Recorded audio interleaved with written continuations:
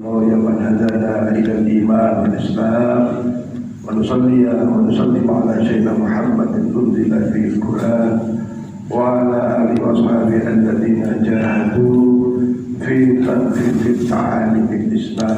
أما بعد، hadirin hadirat Bapak Ibu jamaah Masjid Salam, jamaah salat subuh, jamaah kuliah subuh.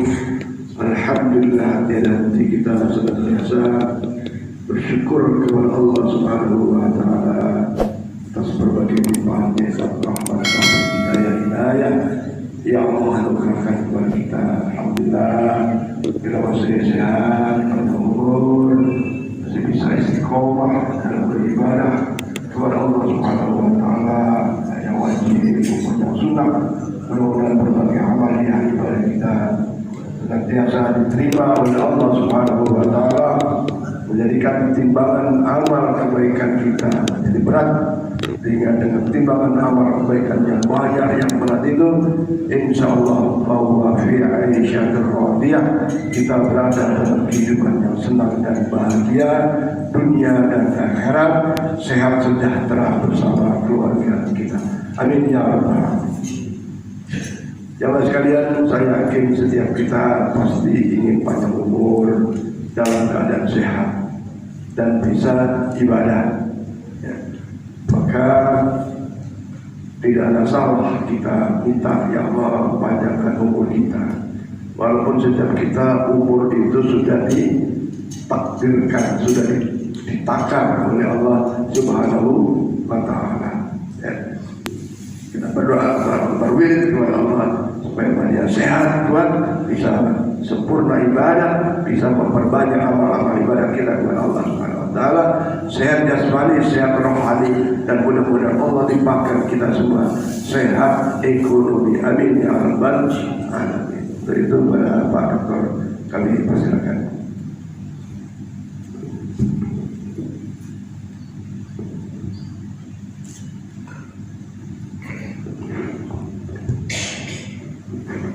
Assalamualaikum warahmatullahi wabarakatuh.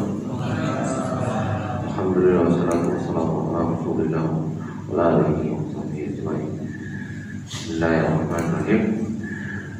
Subuh pagi ini kita akan membahas yang saya selalu berusaha mencari yang update lah ya, yang lagi seru gitu. Nah, yang lagi seru itu adalah banyak buah, kan? Semua buah hampir keluar nih, hampir, tapi belum banyak yang berlimpah-limpah gitu belum.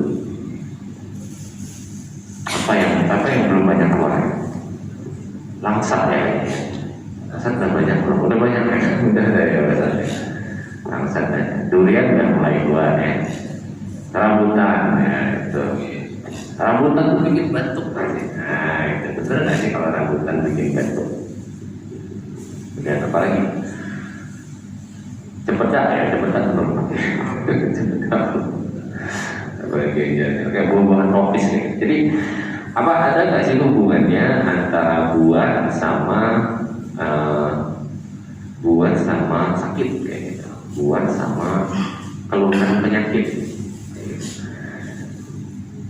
Di Indonesia sendiri, di daerah tropis sendiri kayak kita, buah-buah itu kan munculnya terutama di musim penghujan.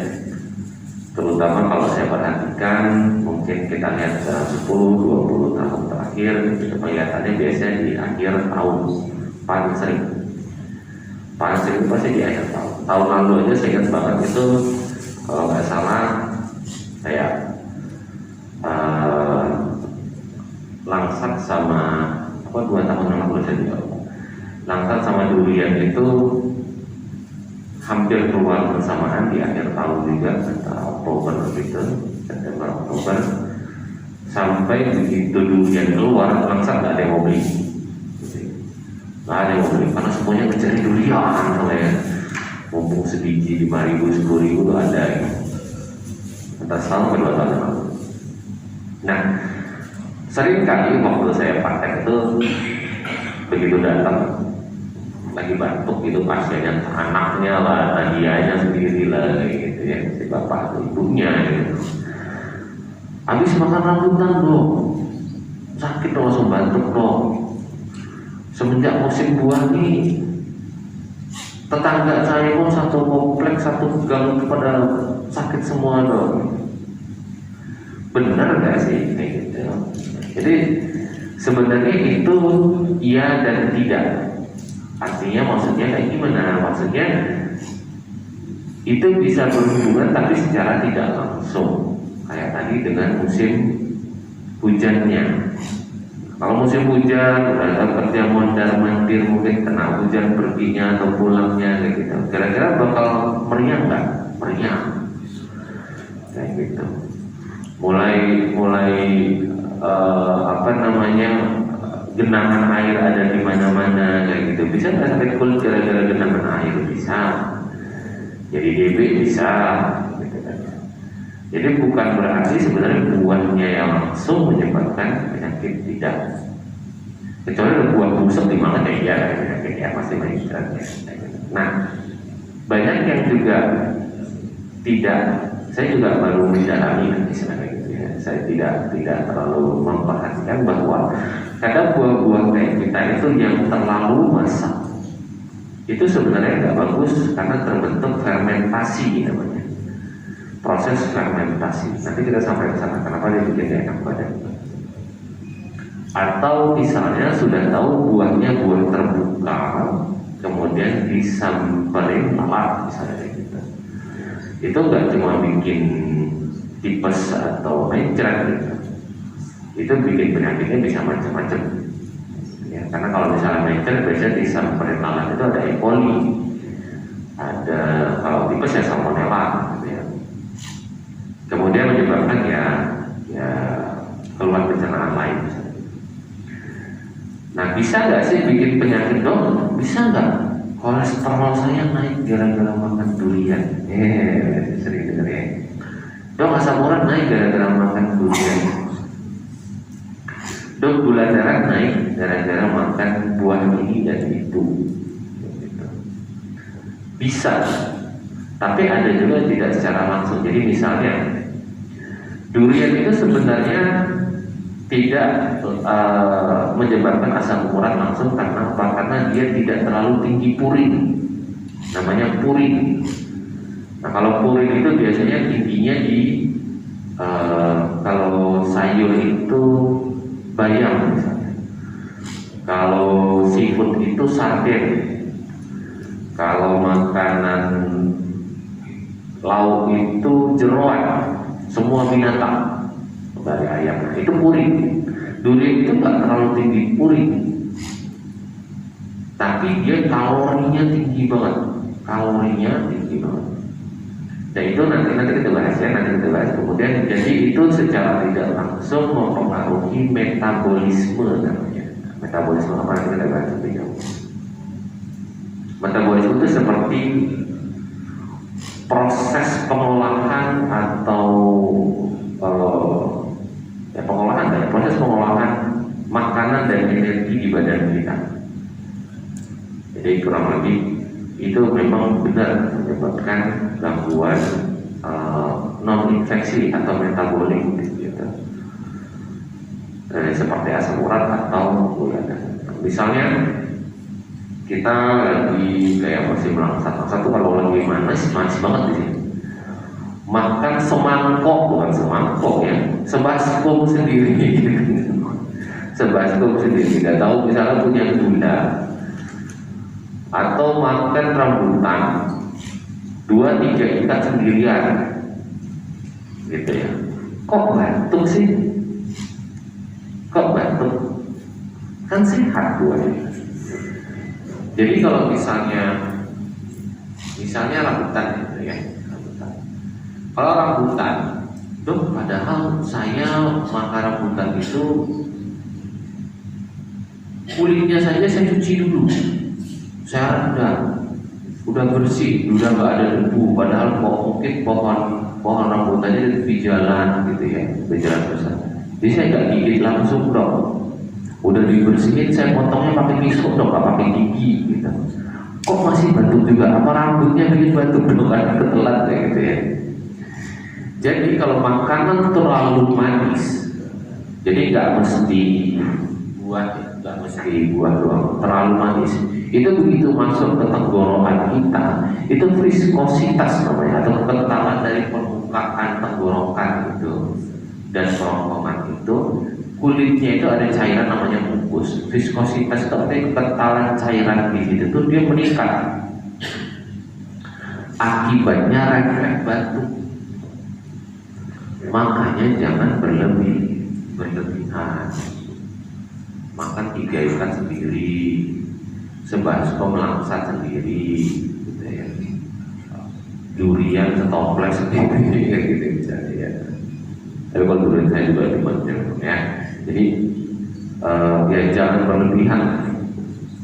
Apalagi menurut saya, maaf, apalagi kalau sudah umur saya 40 masuk aja udah rasanya beda. Makan rambutan seikat aja udah susah ya. Apalagi yang masih 70 masih ya. Gak usah disamain lah dengan waktu kita 20 tahunan, beda, masih kayak anak-anak. Nah kadang-kadang ada juga ceritanya bapak ibunya udah punya masih anak kecil gitu kan, mungkin usia masih sekolah segala macam, bahkan lebih kecil belum sekolah, pas sekolah, kemudian begitu anaknya senang makan bau, hasilnya sebanyak-banyaknya sampai kenyang gitu ya. Kalau diberhentiin kesian katanya gitu. Akhirnya datang berobat ke saya, sama apa Pak? Karena itu tadi, begitu dia terlalu banyak manis di dalam tenggorokan itu, viskositas atau kekentalan namanya mukus. Mukus itu seperti cairan atau lendir yang memang normalnya ada di dalam tenggorokan, dia tambah kental akhirnya bikin apa tadi namanya refleks batuk. Ada juga beberapa buah, misalnya dia yang sifatnya agak asam, itu ada kandungan sitrat namanya. Sitrat itu iritasi ke tenggorokan, bikin gatel. Jadi selain tadi makan buahnya mungkin nggak terlalu, ya misalnya kayak rambutan, udah nggak dicuci langsung gigit aja pakai mulut, berbunya masuk, rambutnya masuk gitu ya, itu bikin batuk, manisnya pun jadi masalah. Gitu. Jadi jangan berlebihan. Kemudian tadi kalau misalnya buah dengan misalnya fermentasinya tinggi gitu. Fermentasinya. Kenapa buah dengan fermentasi? Jadi pernah nggak ngerasa kalau makan buah nggak banyak pun kok begah, kembung gitu. Nah itu karena fermentasi, buahnya udah terlalu matang bisa, atau jenis buahnya misalnya nangka atau cempedak tadi. Coba deh kalau makan cempedak, pernah ada dengar makan cempedak rasanya mabok gitu ya, makan buah rasanya mabok. Itu sebenarnya pada saat ada proses fermentasi itu kadang-kadang ada etanolnya juga, ada kayak alkohol.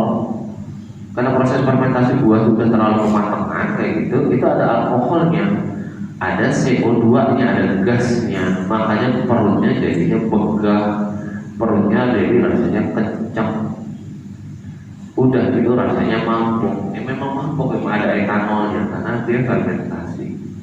Jadi kalau udah terlalu matang, rasanya kayak gitu, baunya itu udah agak beda. Sayang hajar aja, mabuk ya udah. Tapi perlu lah naik cerah lah, begah lah kayak gitu. Jadi itu bisa muncul cuma gara-gara buah-buahan yang seperti itu. Kemudian batuk tadi udah, ya. Yang tadi asam urat. Nah, kenapa bisa misalnya makanan buah? Jadi misalnya ini, kita suka minum soda saja. Soda ya, apapun mereknya ya, soda, jangan bilang yang soda produksi penjajah itu, atau yang tidak penjajah gitu, atau minuman kaleng lain, misalnya ada cincau segala macam. Itu kan manisnya berlebihan. Kenapa itu manis berlebihan pun bisa saja meningkatkan asam urat. Jadi manis berlebihan pun, apalagi misalnya durian itu kan tadi kalorinya tinggi. Kenapa asam urat bisa naik? Karena itu ada enzim. Enzim itu ibaratnya kayak sebutlah kayak oli lah gitu ya dalam mesin gitu. Jadi kalau nggak ada enzim, tubuh kadang masih bisa kerja gitu. Tapi kalau ada enzim, kerjanya lebih bagus. Tapi kalau enzimnya berlebihan, bukan jadi oli, maksudnya mungkin gemuk gitu, mesinnya jadi rusak. Nah, enzimnya ini tuh menyebabkan pembentukan asam urat dari dalam tubuh kita sendiri. Jadi dalam tubuh kita sendiri pun bisa membentuk asam urat. Bisa dari hati. Jadi nyebutnya asam urat endogen. Jadi waktu saat kita makan yang berlebihan itu, jadi asam uratnya naik tuh. Asam uratnya naik. Nah katanya, dok, ada mitos dok, nggak tahu di bener apa nggak bener. Tetangga misalnya pernah atau keluarga bilang ada tetangga atau keluarga bilang itu dia punya tetangganya begitu makan durian sama paracetamol lalu mabuk dong. Ada yang bilang saya pernah dengar makan durian pakai paracetamol pakai Coca-Cola. Nah kenapa itu bisa kepikiran kayak gitu ya, atau ekstra itu sebab apa kita juga lupa. Masuk UGD ya, ada yang pernah saya dengar malah nggak selamat, ada juga saya nggak tahu itu kenapa atau kepikiran apa gitu ya. Jadi memang pada saat makan makanan yang tinggi kalori tadi, kemudian seperti durian tadi, yang durian itu ada mengandung sulfur ya, sulfur itu belerang. Itu ada menghambat enzim tadi, tapi enzimnya agak berbeda ya, tapi di hati juga. Itu pada saat kita makan paracetamol itu tidak dimetabolisme jadi obat gitu. Tapi numpuk di hati sifatnya jadi kayak keracunan. Jadi keracunan sebenarnya. Jadi itu bisa aja terjadi. Dok, gimana kalau kelapa? Kelapa mah ada terus ya, tapi kelapa kita agak susah ya, karena banyak diekspor ya. Tapi kelapa sepanjang tahun, insya Allah kalau di daerah kita tropis itu selalu ada, alhamdulillah. Jadi kalau gimana kalau kelapa? Dok, kalau kelapa habis kelapa minum obat gimana? Kalau paracetamol gimana? Kalau obat lain kayak gimana? Jadi pada dasarnya tidak semua obat biasanya bereaksi sama kelapa. Misalnya contoh paracetamol itu sebenarnya tidak ada reaksi langsung, cuma ada baiknya memang tetap dijarah. Secara teori itu biasanya 15-20 menit cukup, karena kan kelapa itu kan cairan, dicernanya dalam pencernaan cepat. Tapi biasanya saya nyaranin pasien sampai jarak 1 jam, apalagi kalau obat-obat yang lain, antibiotik lah, obat asam urat lah, obat apa, obat kolesterol lah kayak gitu, obat darah tinggi, obat jantung lah misalnya gitu, obat diabetes kayak gitu. Biasanya tetap saya sarankan untuk kasih jarak, terutama diabetes. Jadi prinsipnya atau kesimpulannya jangan berlebihan satu itu. Kalau nggak yakin jangan dicampur. Memang kalau udah mau cari ya sudah jangan dicampur. Tapi jangan gitu. Dicoba karena memang proses kimianya lah gitu ya, mungkin di dalam tubuh itu bisa terjadi keracunan gara-gara makan buah digabung sama obat, walaupun tidak semua obat. Saya rasa itu Ustaz. Oke, kita lanjut ke sesi tanya jawab dan tidak mesti ke sesuai dengan materi ya, sesuai dengan pembahasan. Boleh pertanyaannya bebas. Baik, terima kasih Pak Dokter pertanyaannya. Pertama sekalian, begitulah Allah ciptakan buah-buahan. Ketika kita tak bisa memilih mana yang sesuai dengan kondisi tubuh kita untuk dimakan, maksudnya boleh jadi buah itu menjadi mabarat bagi kita. Dan ini Quran menjelaskan, Bismillahirrahmanirrahim, wa lanabluwannakum bisyai'in minal khaufi wal ju' wa naqsin minal amwal wal anfus wath-thamarat. Kenapa buah-buahan itu menjadi bagian dari ujian yang Allah berikan kepada kita manusia? Ya. Wa naqsin minas thamarat, berkurangnya daripada buah-buahan. Artinya apa? Satu, kalau buah-buahan berkurang, boleh jadi asupan mungkin vitamin C dari buah-buahan itu dan seterusnya bisa berkurang. Atau sebaliknya, ketika cara makan kita berlebihan, makan durian tadi berlebihan menimbulkan penyakit. Makan buah-buahan yang sudah istilahnya tadi fragmentasinya buruk ya, bisa menjadikan perut jadi mulus atau macam-macam bekah dan seterusnya. Apalagi kalau makan jambu biji yang busuk misalnya kan. Tapi kalau makan buah pace itu busuk kok hangat gitu di perut. Nah itu kan. Oh gitu. Ada alkoholnya. Baik, jamaah sekalian, yang kedua, sekarang ini sayuran-sayuran yang tadi yang boleh tanya yang lain selain buah-buahan. Banyak penanam sayur-sayur itu kelihatannya hijau royo bagus gitu. Ternyata katanya dari sayur itu bagusannya ada bolong-bolong gitu, yang mungkin ada ulat di situ dan seterusnya. Itu kira-kira apa pengaruhnya ketika sayuran itu disemprot dengan pestisida atau apa, atau sayuran ketika direbus dia punya krofel itu gimana ya gimana? Jadi kalau soal sayur kemudian lebih baik yang ada bolong-bolongnya sedikit gitu. Kalau bolong semua mah nggak makan sayur kan gitu ya. Jadi itu benar, ada baiknya seperti itu, karena harapannya itu adalah penggunaan pestisidanya tidak berlebihan. Pestisida itu memang bisa larut dalam air, makanya kalau kita punya sayur kan kita cuci dulu dong. Ya sedikit banyak, tapi kan kita nggak tahu apakah benar sudah larut semua atau tidak. Makanya sayur-sayur atau buah yang sudah dalam tanda kutip organik, hidroponik dan organik, itu rasanya sedikit lebih pahit lah mungkin, nggak ada penggunaan pestisida sama sekali, dan harganya sekarang jadi lebih mahal. Padahal mungkin dulu tahun 80-an, 90-an, gitu. Semuanya organik.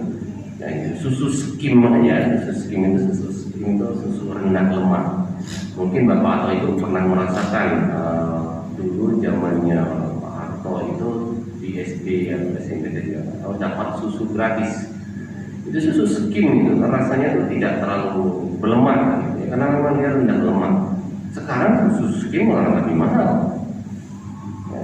Nah begitu juga kayak tadi buah. Jadi justru yang tidak menggunakan pestisida itu, bahkan pestisida itu bisa saja paling gampang, mungkin orang mikirnya jadi kanker sekarang.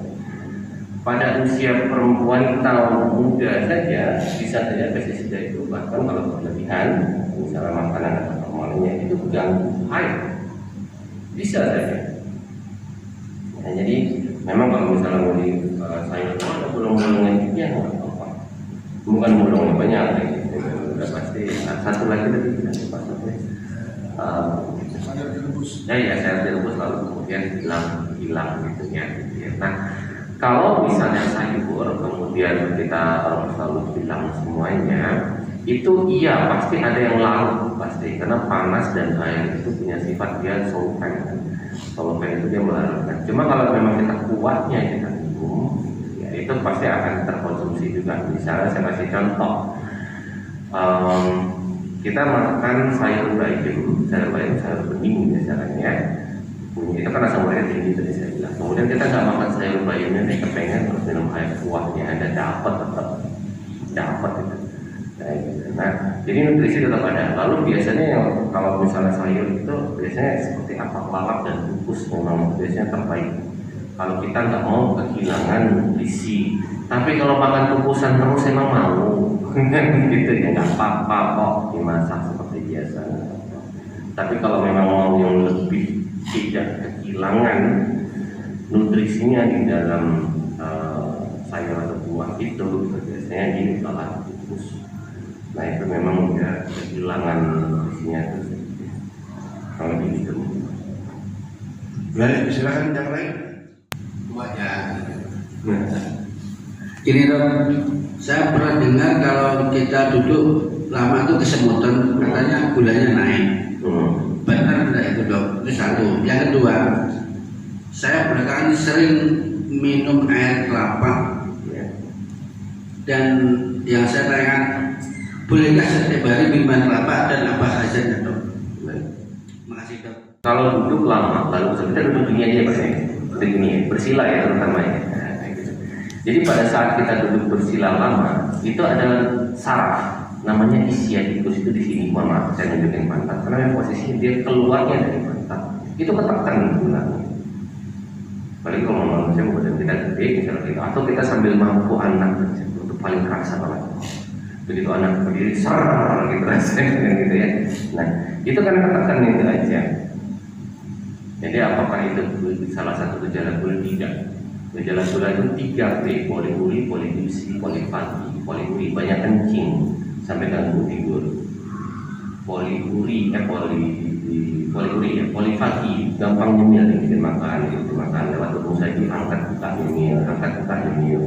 Polifagi atau makan bisa sampai 3, 4 kali, 5 kali sehari, suruh makan malam-malam polifagi.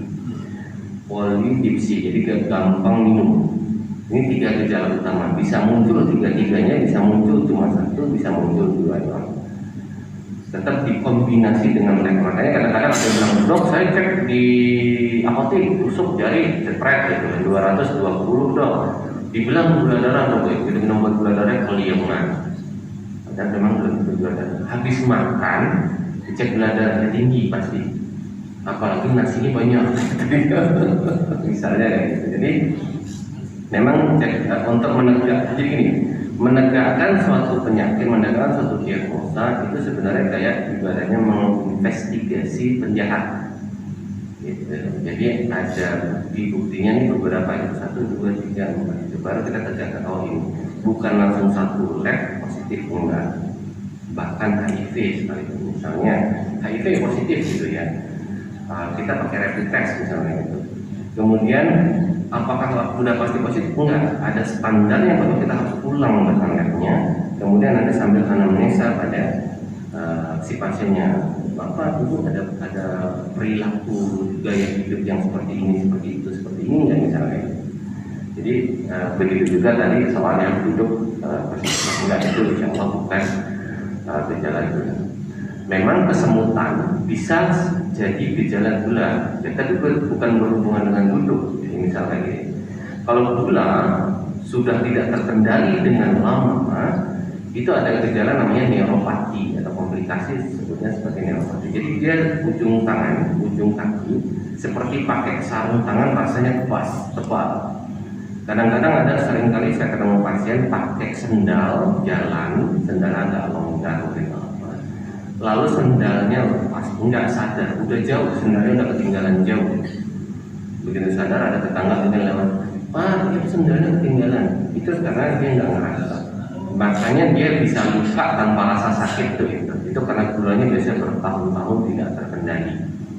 Nah, karena bertahun-tahun tidak terkendali di bawah 200, di atas 200 terus kayak gitu. Akibatnya komplikasinya mulai muncul. Lalu pertanyaan kedua tadi, oh iya, kelapa boleh nggak sih setiap hari? Boleh, karena pada dasarnya air kelapa itu dia elektrolit Pak, natrium, kalium, klorida, magnesium, krom itu kalau saya juga sedikit kalsium. Jadi itu bagus dan kalorinya tuh rendah. Kalorinya rendah itu maksudnya gulanya nggak terlalu tinggi ya. Jadi ibaratnya kayak minum, kita nyebut merek nih, Pokarin. Nah, tapi bukan air kelapa yang kemasan. Ada ya, kalau saya sebut. Saya nggak saranin gitu. Jadi air kelapa yang baru buka cepret, nggak pakai gula, memang itu lebih disarankan. Kayak gitu. Nah, dok, gimana kalau yang isinya? Nah, itu sebenarnya kalorinya tinggi. Jadi kalau dia terlalu tua, kalau isinya udah tebal-tebal kayak gitu, memang mendingan yang mudah tidak aja. Yang saya bisa bilang itu lebih baik. Kalau untuk air kelapa, jadi boleh. Misal sehari cuma 1 kelapa, seminggu mungkin 3-4 kali gitu, masih nggak. Oke, saya. Baik, silakan. makan buah-buahan import itu justru kurang baik dibanding dengan kita makan buah-buah lokal. Lebih jauh lagi ada yang mengatakan bahwa Allah itu menciptakan sudah disesuaikan dengan tempatnya. Oh, kalau misalnya buah-buahan import kita makan di sini kurang ataukah untuk tubuh kita? Mohon dijelaskan lebih jauh. Terima kasih. Wassalamualaikum. Memang kalau misalnya dari yang daerah jauh, biasanya pasti ada sistem pengawetan. Gitu. Gimana caranya supaya nggak rusak? Misalnya zaman dahulu kala, sistem pengawetan itu kalau makanan seperti hasil alam lah sebutkan kayak gitu ya, jadi nggak mesti cuma buah, sayur segala macam kayak gitu, itu dikirim bersamaan dengan sulfur atau belerang. Kenapa? Karena pada saat dikirim bersamaan sulfur atau belerang, saya nggak tahu apa belerang murni apa apa gitu ya, saya juga nggak lupa. Itu begitu di-pack, dia itu menyerap oksigen yang berputar di dalam packnya. Gitu. Kalau zaman sekarang udah pakai silika kali ya, beberapa tuh udah pakai silika. Jadi kalau buah yang kemasannya kecil biasa pakai silika. Nah, itu dia nyerap. Kalau itu mungkin tinggal kita basuh saja. Nah, susah nih biasanya kalau dia modelnya mungkin pakai parafin atau mungkin pakai ini misalnya. Nah, itu yang saya sebenarnya bisa bilang saya tidak tahu apakah itu cukup aman atau enggak. Gimana cara karena kalau model sejenis kayak parafin itu kalau cuma dengan air doang itu biasanya mungkin nggak akan hilang. Karena dia kan membutuhkan. Jadi memang kita perlu tahu ini proses pengawetan untuk pengiringan, untuk distribusi. Itu yang mungkin kita perlu utamakan. Tapi kalau apakah lokal lebih baik kalau pakai pestisida ya sama saja. Nah, cuma kayak pestisida itu kasih bilang ya masih bisa memang dia terlarut dengan air. Cuma kita nggak tahu saja apakah benar sudah semuanya apa belum misalnya. Itu yang mungkin kita susah tolak ukurnya. Saya rasa seperti itu. Jadi itu bahasa-bahasa yang berbau-bau konotasi negatif juga kan. Silakan. Pak Ismail. Terima kasih Pak Dokter. Singkat saja, masih ada waktu sekitar 3 menit. Ini Pak, kita tadi bicara buah, mohon sedikit pencerahan. Umumnya kita melihat ini Pak, orang kita makan buah itu setelah makan Pak. Dan kedua punya image kita juga di hotel-hotel. Begitu ada kita makan yang bagus, buah pun juga banyak di sini. Jadi kita bingung mau makan yang mana dulu, buah atau nasi. Nah itu secara pernah saya dengar beberapa dokter yang di media sosial katanya makan buah dulu, mohon pencerahannya. Itu yang pertama. Yang kedua tadi Pak, masalah sayur sebaiknya dibersihkan, dimasak atau kata Bapak tadi dibungkus. Kan di Indonesia ini kan ada sayur yang bisa dimakan mentah Pak, seperti timun, kacang, lalapan. Nah kalau kita berpikir harus dicuci, harus dikukus, harus oh yang bisa makan mentah itu kan lebih bagus mentah Pak. Dan di sini tidak hilang. Nah itu yang kedua. Yang ketiga, kalau kita ada gejala gula darah yang manis-manis dikurangi. Ada kata dokter umur 40 itu kalau bisa gula pasir putih itu jangan lagi lah. Dari ke buah. Nah buah ini kan ada yang lebih manis dari gula. Nah itu mohon pencerahan Pak, gimana yang ada gejala gula? Apakah memang harus kita stop buah, stop gula, atau gimana? Terima kasih Pak. Assalamualaikum warahmatullahi wabarakatuh. Kita jawabnya dulu ya. Pertama yang soal gula dulu. Jadi gimana kalau misalnya buahnya manis sekali? Memang harus dikurangi, nggak boleh berlebihan. Lengkeng, gitu ya, durian tadi. Gitu. Jadi memang nggak bisa berlebihan. Karena kita kalau kita tidak konsultasi sama nutrisionis atau ahli gizi bisa kayak gitu, kita mau ukur jumlah kalorinya kita susah Pak, memang susah banget. Tapi apakah semuanya itu nggak boleh? Enggak. Makanya saya bilang kalau beberapa kali kalau di Posmindu, kalau punya gula, kolesterol aman, asam urat aman, semua makanan boleh, cuma terukur. Untuk tahu terukurnya memang agak susah biasanya. Tapi yang jelas tapi kalau kita untuk tahu tidak berlebihan, pasti kita tahu. Diri kita sendiri itu pasti kita tahu. Kemudian soal sayur misalnya, apakah semua mesti dikukus? Memang enggak mesti. Jadi kayak tadi misalnya timun, kalau timun dikukus layu atau apa rasanya gitu ya. Memang benar. Saya sendiri suka makan kayak kecipir, saya suka timun, saya suka. Kemudian apa tuh ya, agak kayak bentuknya kayak cabai tapi bukan cabai, itu saya juga lupa. Itu saya suka pengalaman kayak gitu. Jadi memang tidak mesti harus terus-terusan makan sayur yang lalap, tidak. Apakah dibungkus, tidak. Sekali-sekali kita makan yang berkuah pasti iya gitu. Karena memang ya itu nikmatnya juga kayak gitu. Cuma balik lagi pasti tidak berlebihan. Kemudian ke pertanyaan pertama tadi, apa tadi ya? Oh iya, buah dulu apa enggak? Betul. Ya soal buah dulu apa enggak? Ya pertanyaan bagus memang. Itu memang benar. Jadi kenapa kayak gitu? Alasannya adalah kita itu pertama bikin kenyang dulu. Jadi ada beberapa alasan bikin kenyang dulu. Harapannya kita makan nggak berlebihan. Jadi begitu kita naruh buah dulu, dia tidak berlebihan. Kemudian membersihkan dulu. Karena pada saat makan buah itu seratnya ada, semangka, mau dia pisang, dan segala macam kayak gitu. Iya, pepaya kan betul kan gitu.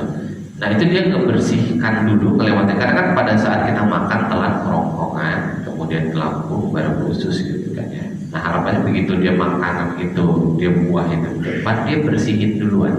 Karena kan dicerna duluan, baru makanan. Nah misalnya saya kasih contoh, ada penelitian. Nanas itu menghambat penyerapan lemak. Jadi makanya bilang nanas bikin kolesterol turun, bukan. Nanas itu menghambat penyerapan lemak. Jadi kalau misalnya makan nanas dulu gitu ya, jangan sama pulur ya, tergantel ya gitu ya. Itu kan ada sitratnya sama. Kemudian kita makan, baru kita makan nasi, itu bagus memang. Itu karena nanti begitu makanan itu mungkin banyak yang berminyak gitu ya, mungkin ada lemak-lemaknya kayak gitu, dagingnya mungkin agak wah banyak misalnya gitu, ada seafood misalnya kayak gitu.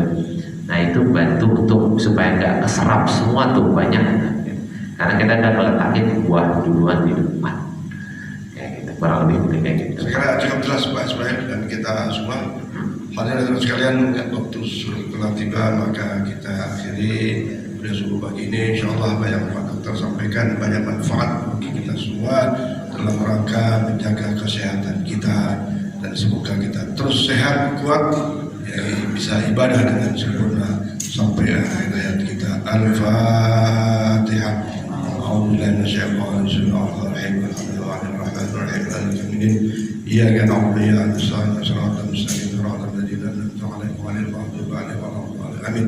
Bismillahirrahmanirrahim. Allahumma shalli 'ala sayyidina Muhammad wa 'ala ali sayyidina Muhammad tibil qulubi wa dawaiha wa 'afiyatil abdan wa 'afiyatil abdan وعافية الأبدان وشفائها ونور الأبصار والضياء برحمتك يا أرحم الراحمين. اللهم بحق الفاتحة، سر الفاتحة، جاه الفاتحة، كرامة الفاتحة، وبمعجزة الفاتحة، وبشفاعة الفاتحة، يا فاتحا يا كاشف الغم، يا مجيب دعوة المقترين، رحمة الدنيا والآخرة، ورحمهم أن ترحمنا فارحمنا برحمة تغنينا بها الرحمة والشفاء.